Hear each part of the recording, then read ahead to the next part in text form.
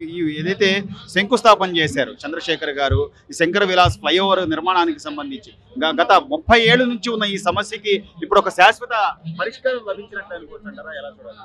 ముందుగా మన పెమ్మసాని చంద్రశేఖర్ గారికి గుంటూరు ప్రజలందరూ కూడా తల వంచి నమస్కారం చేయాలి. ఎందుకంటే చంద్రబాబు నాయుడు గారు ముందు ఒక మాట చెప్పేవారు, ఆయన ఫస్ట్ పరిపాలన ఈజ్ ఆఫ్ డూయింగ్ బిజినెస్ అని చెప్పి అన్ని చంద్రబాబు గారు స్లోగన్ ఉండేది. అది కాస్త మన లోకేష్ గారు స్పీడ్ ఆఫ్ డూయింగ్ బిజినెస్ అన్నారు. దానికి తగ్గట్టుగా మన ఎంపీ గారు, మన మినిస్టర్ గారు అంత స్పీడ్గా వర్క్ చేస్తున్నారు. నాట్ ఓన్లీ దట్ శంకరవాస్ బ్రిడ్జ్ అండి, దట్ అనదర్ 4 bridges ఆల్సో ఈ వాజ్ శాంక్షన్డ్ అని ఎంతో కష్టపడ్డారు. ఇంకో విషయం, తెలియని విషయం ఏంటంటే ప్రజలకి సెంట్రల్ గవర్నమెంట్ నుంచి ఏదైనా ప్రాజెక్ట్ తెచ్చుకోవడం నాట్ అన్ ఈజీ థింగ్, ఒక ఈజీ పని కానే కాదు. మన కలెక్టర్ ఆఫీసులో మన ప్రజలు మనం ఎంత బాధపడుతున్నామో అక్కడ మన మినిస్టర్లు కానీ మన ఎంపీలు కానీ అంత బాధపడుతుంటారు. ఎందుకంటే పనులు కావు, ఈ టేబుల్ మీద పెట్టింది అక్కడే ఉంటుంది, మళ్ళీ మనాళ్ళు వెళ్ళి మళ్ళీ ఆ టేబుల్ మీద కూర్చున్న తర్వాత మళ్ళీ పక్క టేబుల్కి వెళ్తుంది. అది కాకుండా ఇక్కడ మనకు ఆ ప్లేన్ ప్రాబ్లం, అక్కడున్న ప్రాబ్లం ఏంటంటే సౌత్ నార్త్ ప్రాబ్లం ఒకటి ఉంటుంది. అక్కడ బాగా ఎక్కువ ఉంటుంది. Those employees are north people ఉంటారు, కింది స్థాయి ఎంప్లాయీస్ పై స్థాయిలో నిర్ణయం తీసుకుంటారు, బట్ వాళ్ళకి ఇష్టం ఉండదు. అందుకని వాళ్ళ ఎంపీలకు పనులు చేస్తుంటారు, మన వాళ్ళకి పనులు చేయరు. అలాంటి సిచ్యువేషన్లో కూడా మన ఎంపీ గారు నిరంతరం కష్టపడ్డాడు. మామూలుగా కష్టం కాదండి ఇది. ఒకప్పుడు ఎన్టీఆర్ని చూసాం, తర్వాత చంద్రబాబు నాయుడు చూసాం, నవ్ మన ఎంపీ గారిని చూస్తున్నాం.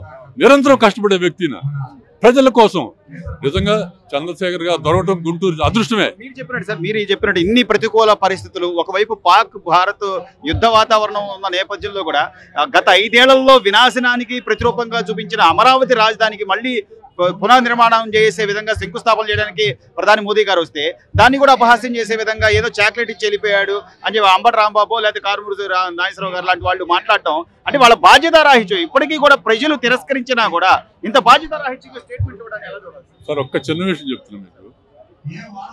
బాబు గారిని చూసి మనం నేర్చుకోవాల్సిన విషయం ఒకటి ఉంది. ఎప్పుడు పాజిటివ్గా ఆలోచించాలి మనం కూడా. ఎప్పుడు you must be always positive.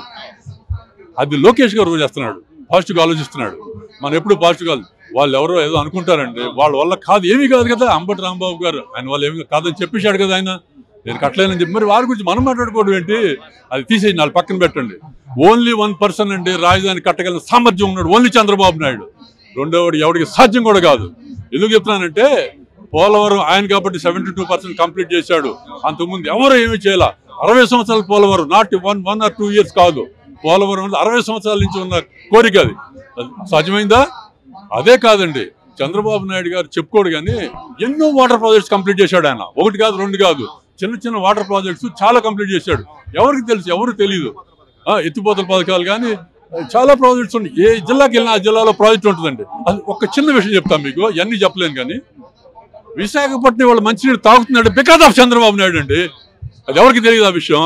ఎందుకంటే 98లో ఏలేరు అని చెప్పి ఒక కాలువ రాజమండ్రి పక్క నుంచి విశాఖపట్నం తీసుకెళ్లాడు ఆయన. అప్పుడు కృష్ణబాబు అని ఆయన కమిషనర్, కృష్ణబాబు జాయింట్ కలెక్టర్, అతను ఆధ్వర్యం తీసుకెళ్తే రాజశేఖర రెడ్డి గారు గగ్గోలు పెట్టేశాడు. ఏమనుకుంటున్నారు? అంత స్కామ్ జరిగిందని. ఏమీ తేలలేదు. 4-5 ఏళ్ల తర్వాత ఏమీ తేలకపోతే అదే కృష్ణబాబు తీసుకెళ్లి కడప జిల్లా కలెక్టర్ కింద తీసుకున్నాడు 2007-9 దాకా. అంత గొప్ప చేశాడని చెప్పి అలాగే వాళ్ళు పెడతారు. కానీ ఇవాళ వాటర్ మాత్రం విశాఖపట్నం మంచినీళ్ళు తాగుతున్నారంటే కేవలం చంద్రబాబు నాయుడు ఏలేరు కాలం నీళ్ళు లేకపోతే కష్టంగా అయిపోవాల్సింది అక్కడ.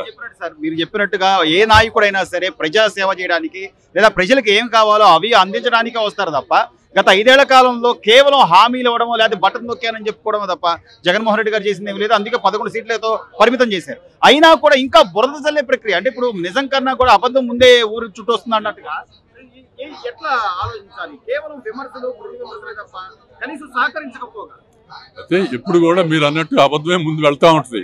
అయితే మనం విజ్ఞతతో ఆలోచించుకోవాలి. అది పర్సన్ ఎవరైతే ఏం చేస్తున్నాడో వచ్చిన ఆయన చంద్రబాబు నాయుడు అందరూ కాదు, ఆయన ఖచ్చితంగా వర్క్ చేస్తాడు. ఆయన అన్న మాట ఖచ్చితంగా నిలబెడతాడు. ఏం ప్రాబ్లం లేదు, 100% పక్కా. ఇప్పుడు వెదర్ ఈ చిన్న మిస్టేక్స్ ఏ ఉన్నాయన్నారు, డిజైన్ లోపం అయ్యి అన్నారు, that all will short out అండి. ఎంతో దగ్గర కూర్చొని షార్ట్ అవుట్ చేసుకోవచ్చు. అవసరం అయితే ఇబ్బంది ఏమి లేదు. డిజైన్ ఇటువల్ల డిజైన్ అయితే డీవియేషన్స్ వస్తాయి, అంతకన్నా ఇంకేం లేదు, అదేం ప్రాబ్లం లేదు. Guntur bridge is one of the most important bridge అండి. That is under Arundelpet bridge అనేది మోస్ట్ ఇంపార్టెంట్ బ్రిడ్జ్. ఇదొకటి మళ్ళీ ఒకసారి చంద్రశేఖర్ గారికి మొత్తం అందరూ కృతజ్ఞతాపరులే ఉండాలంటే particularly Guntur. Not only that, ఆయనకి థ్యాంక్స్ కూడా చెప్తున్నా.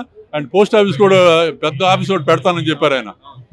సీఎంజీ ఆఫీసు, పిఎంజీ ఆఫీస్ సంథింగ్ అట్లాంటిది ఏదో పెడతా అన్నారు. ఆయన నిరంతరం మాత్రం ప్రజల కోసం కష్టపడుతున్న మనిషి అండి. Okay, thank you.